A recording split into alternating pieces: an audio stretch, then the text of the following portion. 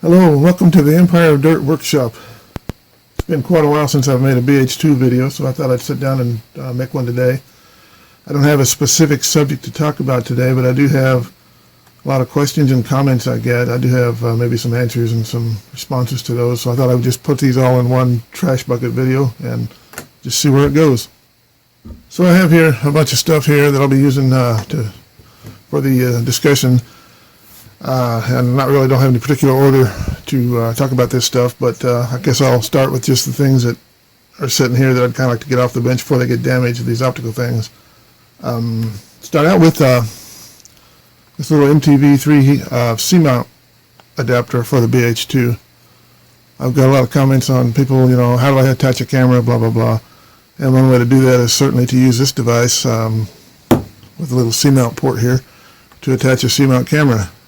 This device does require that you have, as always, that you have an NFK optic that goes into your trinocular head.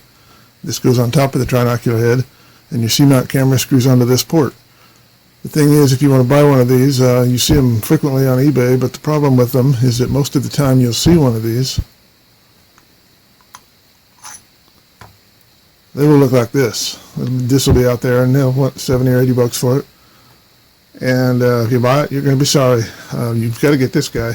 This is what's got your threads for the C-mount on it. It's also got an internal reduction optic that makes the whole thing work for you. So make absolutely 100% sure if you buy one of these that you get both of these pieces. Okay, another question I commonly get regarding the BH2 is how do you do dark field on this thing?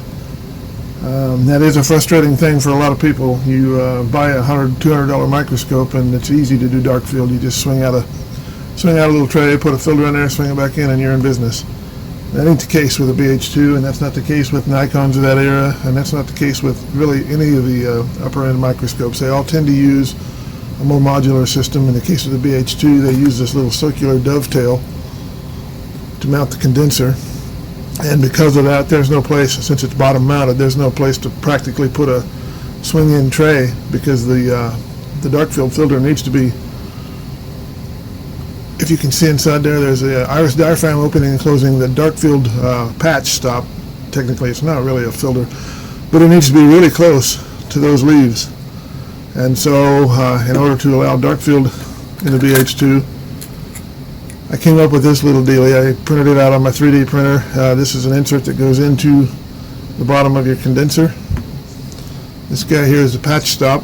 And what you do is you put the two together and you have an insert. I don't recommend you use it this way because if this guy comes loose inside the condenser, it's possible you could mess up your diaphragm leaves or something like that.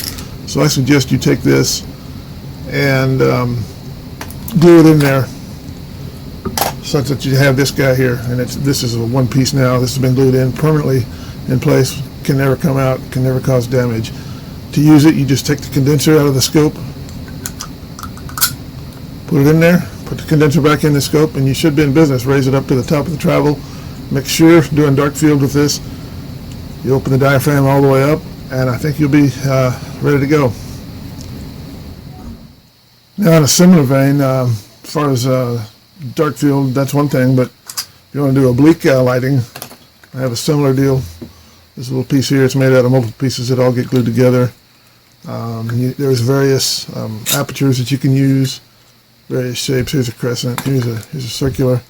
When this thing's put together, you put it inside your condenser, then you're able to rotate that to change the orientation of your oblique lighting. I think that works pretty well for oblique, and it's that easy.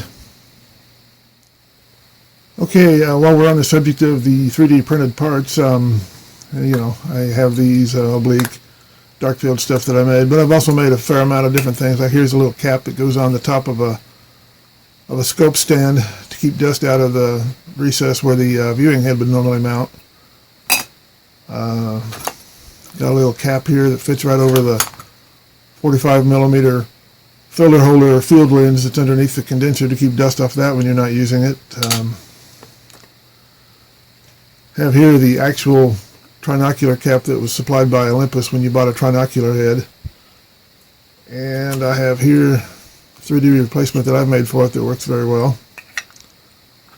And I think the last thing I want to show you is this little guy right here. This is a dark field oil condenser that's not made for the BH2. It's made for previous versions of scopes. Does not have the dovetail mount on it, and is not the right height. So I made this little adapter here. It's got a dovetail on the bottom, dovetail ring. Fits right in there, and works fine. I got a fair amount of comments on my YouTube video for overhauling the focus mechanism in the BH2. Specifically targeted at this little round retaining ring, retaining nut, whatever you want to call it. This screws onto the end here and holds this whole assembly together. And so if you want to overhaul your scope, obviously you have to take that off. And the way I did that in my video was I just took a pair of pliers like this and put it on there, gripped it so that it would not slip, and then I took it apart. I can see why that jangles a lot of people because, well, yeah, you are marring that nut. And to be fair, this isn't the way I would usually do it. I put this in my video because I thought, well, most people would have this tool. The actual tool I use is this. Ha! Looks like that's a lot worse. How in the hell could you get that off with this? Well, it just happens that there's a nice little circular hole here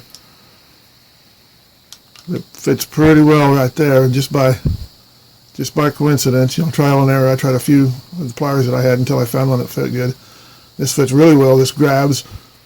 It's not knurled inside, does not slip, does not mar, and spreads out the pressure because of the circular jaws. Spreads it out very well, and this works quite well for this job. A lot of people recommend things like strap wrenches, but there's just not enough surface area there to grip with a strap wrench. You might be able to use a strap wrench on this end to hold the gears stationary, but I don't think it would really work here. At least the strap wrenches I've got, don't come anywhere close to working here.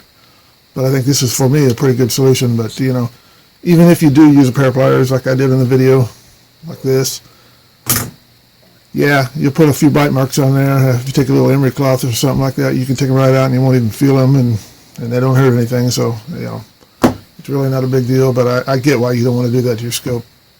Now, on a related note to this pinion assembly, I think in my video I used just like an electric heat gun to soften the adhesive that holds this in place to make it easier to remove.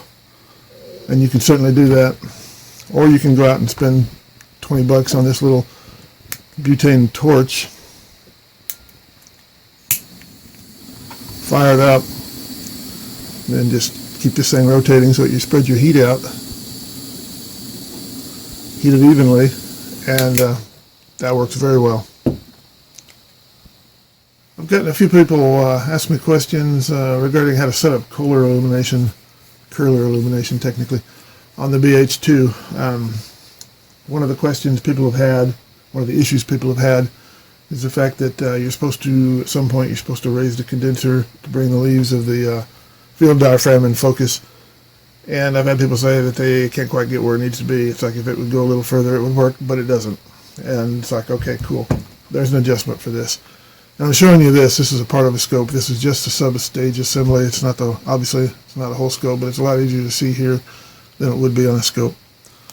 But what you have is a little metal plunger here. It fits into a hole. There's a spring underneath it.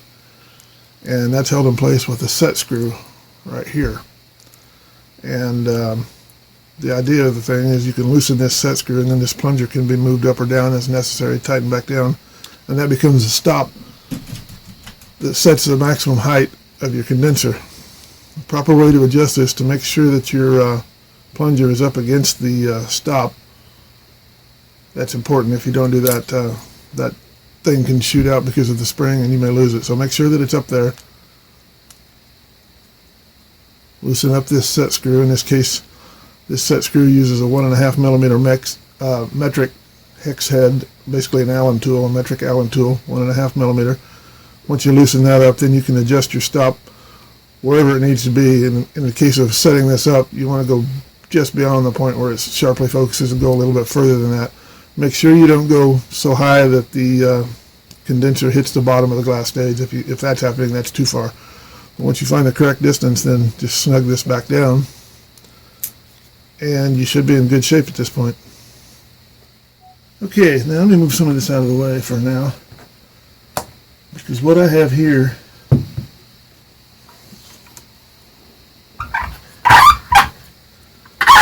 is the world's cheapest BH2 scope.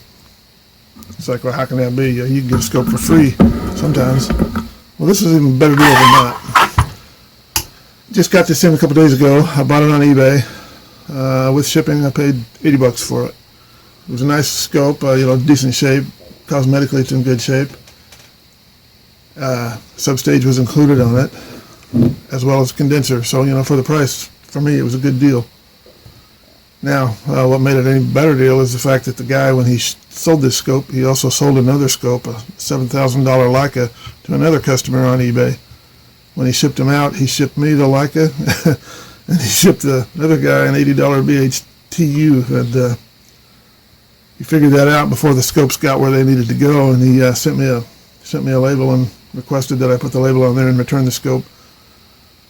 And he obviously asked the other guy to do the same, so that's what happened.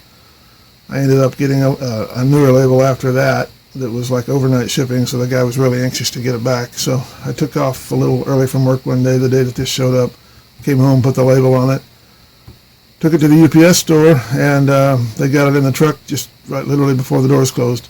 So the Leica went to the anxious customer, got there the next day, and that helped him. He was pretty nervous about spending $7,000 and getting this. And of course it helped the seller too, because he was pretty anxious about losing potentially $7,000. If I chose to have just kept the Leica, legally there would have been nothing he could do about that, but obviously I'm not going to do that. So anyway, as a result of all that, the guy sent me $200 and said, yeah, here's a reward for being honest and helping me out. So technically this scope cost me minus $120, and you really can't beat that. When I bought this scope, I did request that the seller remove this. This substage assembly puts a lot of mass on this focus block here, and in shipping, if you get any shocks or anything, that mass translates in and can damage the focus gear inside of this knob, and it can damage the rack, and it can do all kinds of damage, and it's not anything you want to do. So anytime you ship a scope, be sure to take the stage off, and be sure, if possible, to take this substage off, and maybe even better still, put a little block of foam under here to try to minimize shocks on this focus block. If you do that, yeah, you should have no problem shipping a BH2. Now, as far as taking off the thing and putting it back on, if you're not familiar with how to do that, it's pretty simple. You basically just drive this down. This particular scope is very stiff, so kind of gives me the creeps to even turn it, because I don't want to damage the gears inside of it. But what you just heard there was a preset stop. That's no big deal. So this scope, once I give it a thorough cleanup, it'll be a really good scope, but right now it's pretty stiff. But what you do is you lower this focus block. You take your substage,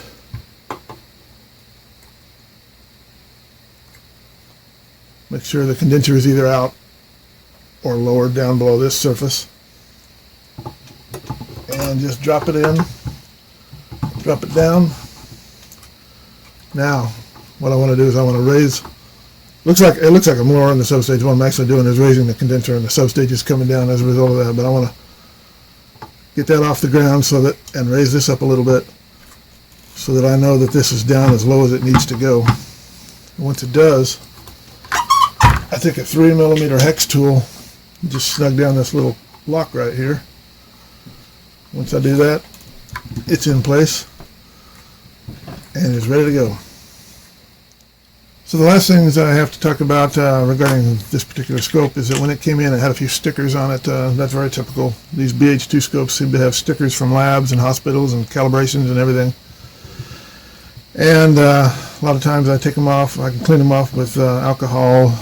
Sometimes I use simple green. Occasionally, even if you're quick, if you don't give it a lot of time, even acetone this finish will tolerate that pretty well. Just don't leave it on there for very long, or I wouldn't expect good things to happen if you do.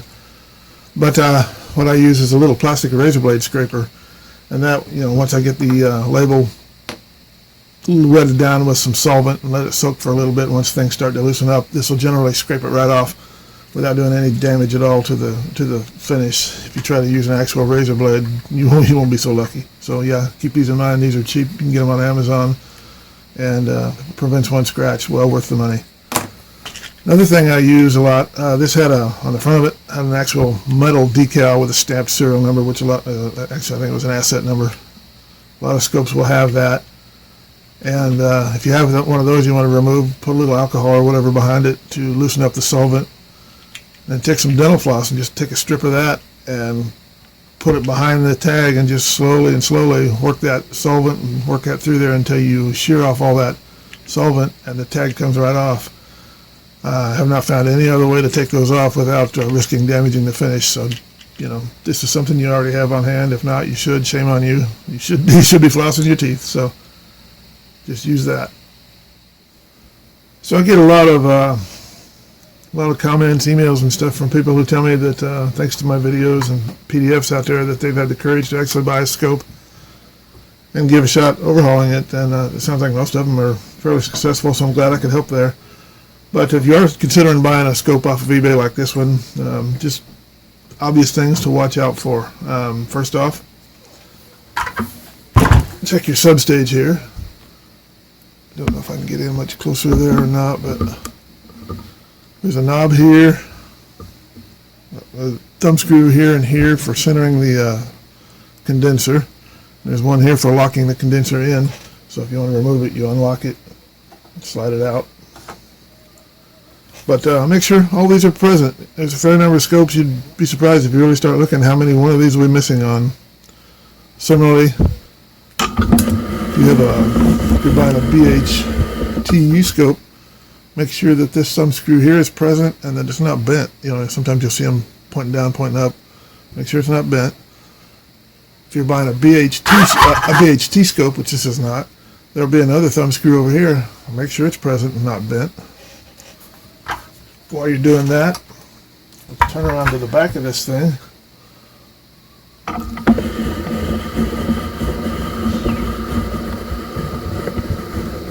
Check this plate here. Make sure if you're buying a scope for use in here in America, make sure it says 100/115 volt. You don't want to get it home and find out that you accidentally bought a 220 volt scope made for the European market. That's easy to check. Just make sure one of the pictures shows that, or ask the question if they don't. And when you get your scope then, before you even try to power it up, check the bottom of it. There is a switch here, which can be set between 100 or 115 volts. Make sure it's set for 115 before you try to turn it on. Make sure that there's not a transistor missing here. That's a fairly common thing. Sometimes that transistor will be located on the inside of the case. Instead of down here, it'll be like a TO220 package replacement, and that's okay, but just make sure that it is. If you see that that's missing, that could be a red flag that there's parts missing inside of it. The last thing, which is not present on this scope, is check to see if the scope comes with a lamp house. There's not one on this scope. It didn't come with one, but if it does, make sure that it looks like it's intact, and definitely request that the seller remove that and package it separately, just like they're going to do with the substage for you. And if you do those things, then one last thing, take a look at the knobs. Occasionally you'll see one where one of the knobs will be wonky, where the shaft has been bent, and sometimes that can be fixed. It can also cause damage inside that can't really be fixed without some replacement parts that you can't really get. So be sure to check that. If you do those things, I think you have a pretty good chance of getting a scope that can be rebuilt and serve you well. Okay, so now that we've talked about what to look for in the basic stand, let me slide that back just a little bit. If your scope is going to come with a head, either a binocular or trinocular head, pay attention to whether it comes with eyepieces. If it doesn't come with eyepieces, that's not the end of the world, but if it doesn't, I'm planning on spending $90 or $100 for a pair of them. And on the subject of the actual head itself, if you have a binocular or a trinocular head, make sure that this little black trim ring here is present. If not, a lot of dust and stuff will get inside there, and you'll want to find a replacement for it. And it's pretty common for those to be missing. Similarly, this little knurled helicoid focus here on the left-hand tube, you'll see a lot of them of that missing, so watch for that. Those if those are missing, the only way to get parts is to pull them off of another head, so plan for that. Oh, while I'm showing you this, I do have on the bottom of this thing 3D printed little cap that I put on there to protect them from damage when they're being bantered about on the benches and stuff. So that's another part that you can look for, and you might want to print that out if you have a need for it. So here's a trinocular head. I should say it used to be a trinocular head. Now it's just a parts donor. I bought this on eBay really cheap, knowing the condition of it, knowing that it was trashed inside. And I bought it primarily because it's got this little chimney here on top. This chimney piece. There are a lot of these things taken off and thrown away when they were new, and diagnostic instruments, I should say. Camera adapter have been put on there. Don't buy those. They don't have the compensation needed for a BH2, so they were not a proper solution when they were new, and there's no reason to do it now. Make sure if you buy a trinocular head that it has a chimney in place. This is the 3D cap that I made for it. Similarly, on a trinocular head, make sure that this ring is in place just like on the binocular head. And here's what they look like if the knurled helicoid is missing. So it's pretty obvious something's missing there. So make sure you get that as well. In this case, there's no shaft here. That's part of what was wrong with this thing. But there should be a shaft here. Make sure that that shaft is there and that it's not bent or damaged or whatever. Okay, so as a final kind of a parting shot, I just want to show you a couple tools that I use in the shop. Maybe one of these days I'll make a more comprehensive video just talking about that, but for now I just have a couple to show you. Right off the bat, it's this guy right here. It's I don't know if I'd call it a tool necessarily, but this started out life, as you can see, as a turret on a scope. However, it was worn out. The mechanical detents are shot on this thing, so basically its life was over as a microscope part. However, attached a lid onto it, made this little freestanding deal, and now when I'm working on the scope and I take the objectives off, I can just screw them into this and then set this aside, and they're pretty well protected from any damage or anything, and I find that that's a little pretty handy thing to have. Next thing I have, I'll show you, is this. What this is, just a pair of stainless steel fishing pliers, and these originally came from Harbor Freight. I don't even think that they necessarily sell these anymore, but at the time I bought them, they had a spring arrangement in here which kept the thing open all the time, so I took that out and ground that down, turned it into just a pair of pliers that I could actually use. And it's got these two holes here drilled into this thing, and these are non-knurled holes. And I find that like if I'm working on a trinocular head, the little shaft that sticks out the side that you move to slide the diverter prism, if I ever have to remove that thing, I find that these things grip it pretty well, and I'm able to 9 times out of 10 easily remove those, and there is very minimal, if no, marring or anything on the shaft, so I find that these work pretty well. They don't get it there 100% of the time. Occasionally I'll have to use something else, but these will generally get it done. And the last thing I have to show you is these little pliers here. I picked these up on Amazon. They come from a company called Eurotool, and they got little nylon or plastic, whatever type of plastic that is, jaws, as you can see, and I think these are made for rings and jewelers and stuff, but I find that the diameter is just about perfect for working on an eyepiece that's been dropped and there's a flat piece on here and you want to straighten that out.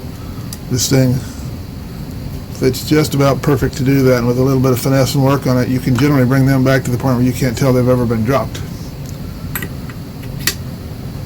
So that's all I have today. Thanks for tuning in. I'll try to keep more videos coming, hopefully on a more regular basis. Thanks again, and please like and subscribe.